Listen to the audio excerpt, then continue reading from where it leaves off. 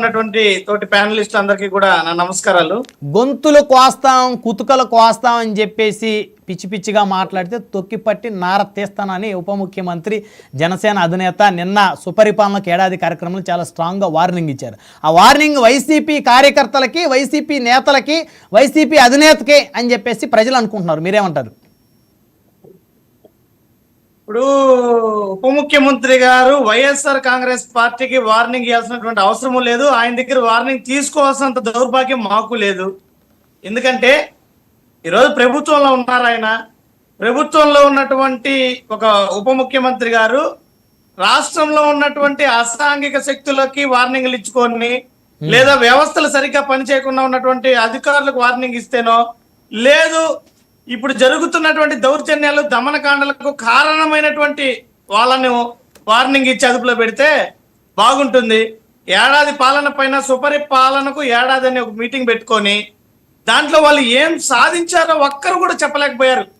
మీరు గమనిస్తే చంద్రబాబు నాయుడు దగ్గర నుంచి ముఖ్యమంత్రి చంద్రబాబు నాయుడు గారు మాట్లాడిన మాటలు గాని, లోకేష్ గారు మాట్లాడిన మాటలు గాని, పవన్ కళ్యాణ్ గారు మాట్లాడిన మాటలు గాని, సంవత్సర కాలం గురించి ఎక్కడ కూడా ఏం సాధించారో చెప్పలేదు. కేవలం మాటలకే పరిమితం అయిపోయారు. ఏం సాధించారో అని మాటలు చూస్తే ఏ మాత్రం కూడా మాట్లాడలేదు. ఉద్యోగాలు ఏమన్నా ఇచ్చామని మాట్లాడారా? పోనీ పరిశ్రమలు ఏమైనా తెచ్చామని మాట్లాడారా? పోనీ నీటి ప్రాజెక్టులు ఏమన్నా పూర్తి చేసామని మాట్లాడారా? పోనీ ఏదైనా సంక్షేమం ఇచ్చిన అన్ని హామీలు అమలు చేసామని ఏమైనా మాట్లాడారా? ఏది కూడా స్పష్టత లేనటువంటి పని. మరి ప్రెజెంటేషన్ ఇచ్చారు. ఒక ప్రెజెంటేషన్ ఇస్తూ దీంట్లో అంశాలను ప్రస్తావిస్తూ ప్రతి అంశం కూడా ఇది చెయ్యాలి, ఇది మాట్లాడాలి, ఇది జరగాలని మాట్లాడారు. కానీ జరిగిన దాని గురించి చెప్పలే ఏడాదిలో. అదే జగన్మోహన్ రెడ్డి గారు ఒక 2-3 రోజుల క్రితము ఒక సుదీర్ఘమైనటువంటి పత్రికా సమావేశాన్ని ఏర్పాటు చేసి రాష్ట్రంలో ఉన్నటువంటి ఆదాయం గురించి, రాష్ట్రంలో ఉన్నటువంటి అప్పుల గురించి, రాష్ట్ర ప్రభుత్వం ఇస్తున్నటువంటి సంక్షేమ పథకాల అమలు తీరు గురించి స్పష్టంగా గణాంకాలతో వివరించారు సార్. రాష్ట్ర ఆదాయం 2019 నుంచి 24 వరకు ఎలాగుండేది, ఆ రోజు రాష్ట్రంలో ఏ రకంగా సంక్షేమ పథకాలు అమలు చేశాం, మరి రాష్ట్రంలో వచ్చిన పరిశ్రమలు ఏ రకంగా ఉన్నాయి, అదే విధంగా ఉద్యోగ ఉపాధి అవకాశాలు ఏ రకంగా ఉన్నాయి, ఇవన్నీ కూడా ఒక స్పష్టమైనటువంటి లెక్కలు గణాంకాలు ఇచ్చి మరి అప్పటికి ఇప్పటికీ తేడాలు వివరించడం కూడా జరిగింది. కానీ ఈరోజు రాష్ట్ర ముఖ్యమంత్రి చంద్రబాబు నాయుడు గారు కానీ, ఈ లోకేష్ గారు కానీ, పవన్ కళ్యాణ్ గారు కానీ ఏడాదిలో సాధించింది ఏదనేది ఒక్కరైనా చెప్పారా? ఏడాదిలో ఏమి డబుల్ ఇంజిన్ సర్కార్ లో అభివృద్ధి ఎలా ఉంటుందో ఏడాదిలోనే చేసి చూపించామన్నారు ముఖ్యమంత్రి చంద్రబాబు నాయుడు గారు. అన్నారు మేము విన్నాం. కానీ జరిగింది ఏంటి అనేది మా వాదన. ఇప్పుడు డబుల్ ఇంజిన్ సర్కార్ అన్నప్పుడు కేంద్ర ప్రభుత్వం నుంచి సహాయ సహకారాలు అందుతున్నాయి అన్నప్పుడు ఈ రోజు 1,60,000 కోట్లు ఎందుకు జరిగింది? సంక్షేమ పథకాలు అమలు చేయలేకపోతున్నామని ఎందుకు చెప్తున్నారు? ఇంకా రాష్ట్రము గతంలో విధ్వంసమైందని చెప్పి మాయ మాటలు చెప్పడానికేనా?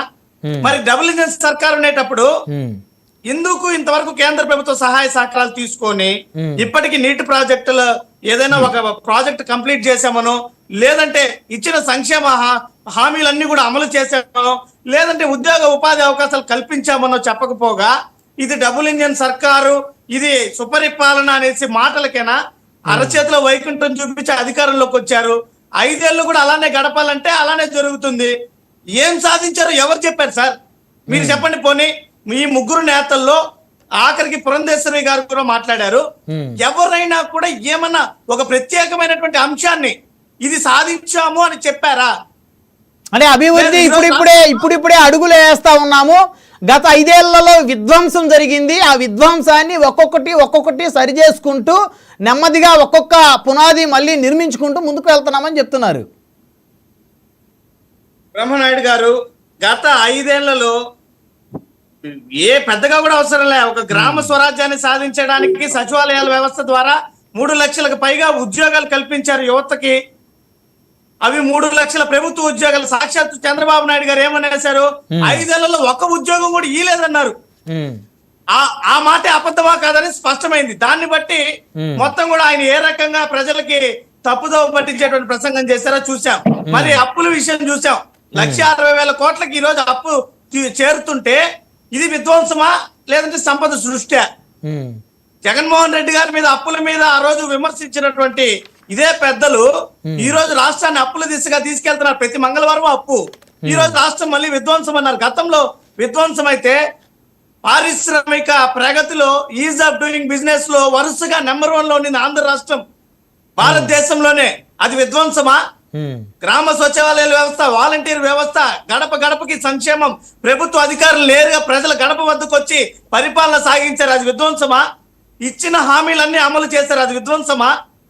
మరి ఈ రోజు ఏమి చేయకనే మేము అది చేసాం ఇది చేసామని చెప్పుకుంటున్నటువంటి వాళ్ళు గొప్పతనమా? ఎక్కడ స్పష్టత ఉంది ఈ ప్రభుత్వంలో? కనీసం ఇచ్చినటువంటి ఒక్క హామీని కూడా సంపూర్ణంగా అమలు చేయలేనటువంటి చేతగాని ప్రభుత్వానికి, గత ప్రభుత్వానికి అసలు పోలికే లేదు. అక్కకి నాగలోకానికి ఉన్నటువంటి తేడా ఉంది. ఈ రోజు మాయమాటలు చెప్తున్నారు వీళ్ళంతా. ఎక్కడ కూడా చేసింది చెప్పుకోలేకపోతున్నారు. వాళ్ళు ఏం చేశారనేది వాళ్ళకే స్పష్టత లేదు. రాష్ట్రంలో శాంతి భద్రతలు క్షీణించాయి. దమనకాండలు, దౌర్జన్యాలు, చిన్నారులపైన అఘాయిత్యాలు, ఉమ్. ఇవన్నీ చూస్తుంటే రాష్ట్రం ఈరోజు ఇప్పుడు